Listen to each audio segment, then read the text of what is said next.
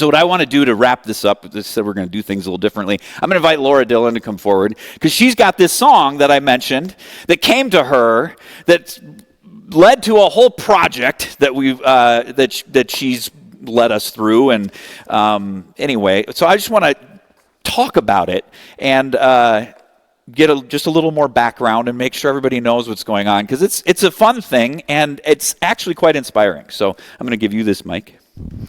And we're going to sit on stools like we're in a talk show.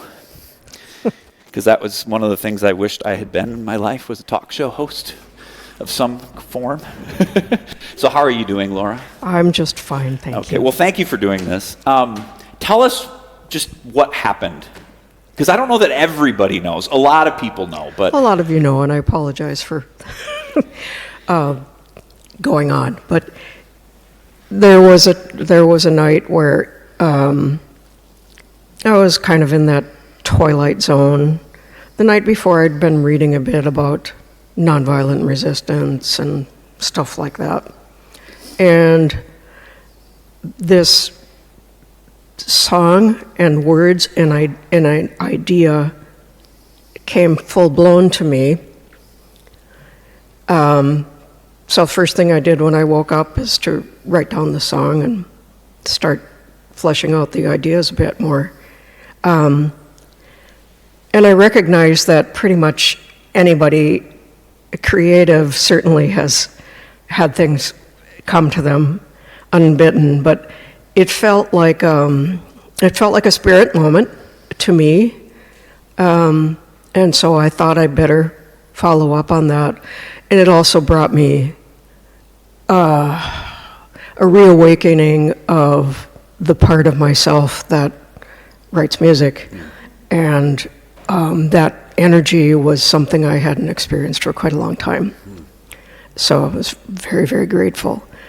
So that's basically how it got started. And I knew that I was part of a congregation that had talents that I lack to get this out to the wider world. And I think it's interesting that Singing Resistance got going about the same time. So the Spirit was nudging a whole bunch of people, I think.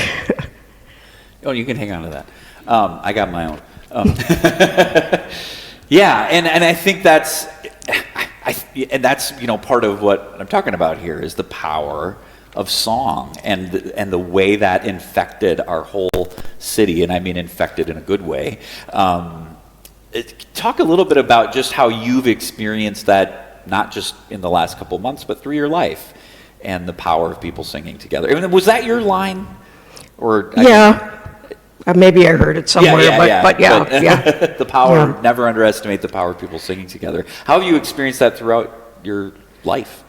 Well, I've been a musician for a long time, mostly an instrumentalist. But I've always sung in choirs too. And there's something more immediate about singing without this piece of equipment being a moderator. And if anyone's ever told you you can't sing, that's BS. Children sing. It comes naturally.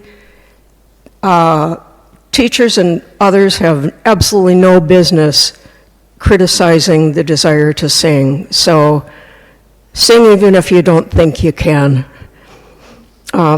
Yeah. Yeah, and this is another thing about it that it really resonates with me. There's this really great communicator, Rob Bell, maybe you've heard of him, and he did these little videos for a period of time, and one of them was called Rhythm, and he talked about how God to him is like a song more than anything, and the question isn't can you play or can you sing, it's just simply are you in tune? Are you in tune with the songwriter? Are you in tune with the song? And it's a song of love and peace and grace. And are we in tune with our best selves? That too. That's something. Yeah. And that's a huge piece of this. Is I wonder, this song comes to you, but it doesn't just come to you. Really, it maybe feels like it came out of the blue. But how do you think other practices in your life maybe set you up to be able to even be tuned in yourself? There's always been, I think, a spiritual component in music. for me, transcendent moments, if you will. And I started thinking of myself as a musician, probably as early as middle school. And I knew that it was part of who I needed to be. Yeah. I use that word transcendent, which I love, because I've often said that, as a kid, I had an older brother, so I got into certain musicians and such like that and listened to all this kind of pop music and, it's a lot of bubblegum pop and all that kind of stuff. And when I was 10 years old, I got an album for Christmas called Purple Rain. Heard of it? And I'm in my room with my Nerf basketball stuff, which is I would put on music and play my Nerf basketball, and Purple Rain came on. And I'm 10 years old. I laid down on my bed, and it was my first experience of music being transcendent when that song came on. It just stopped me. So I love that you use that word. And I'll wrap this up. I told you this would be brief, so I'm going to keep it brief. But I want to just, because you keep talking about the spirituality around music, and even our language, particularly when it comes to singing, connects to this whole spiritual part of it. That word spirit, even in our language, is connected to words like inspiration and aspiration. And as I've said before, in both Greek and Hebrew, the word spirit is connected to breath. And have you ever tried to sing when you can't breathe? You can't do it. It's not possible.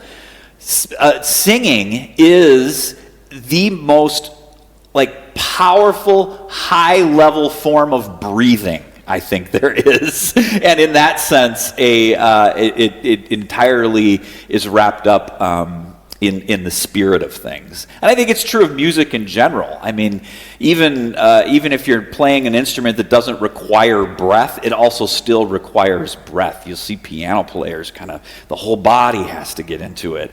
So anyway, there is a really big connection between spirituality and song. So we're going to sing through this song a little bit. It's one of the things I wanted to do. Can you teach it to us? Sure, and half the congregation was in the video, right. So I'm the song. About the video. There's a video that we. Yep, it's on our church website. Links to it now. So share it if you wish. That'd be great.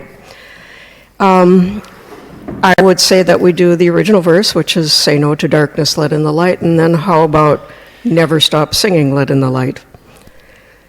You need something to Say no, excuse me, I'm a little hoarse, so I will need help.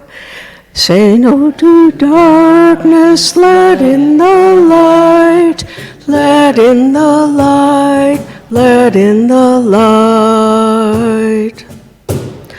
Never stop singing, let in the light, let in the light, let in the light. Anybody else got one? Shout out a verse. Anyone? Say no to tyrants. Say no to tyrants, let in the light, let in the light, let in the light. Come on. Say yes to love and let in the light, let in the light, let in the light. One more. Say no to hunger, let in the light, let in the light, let in the light. Yeah. Amen. Yeah. It's just that easy. Thanks, Laura.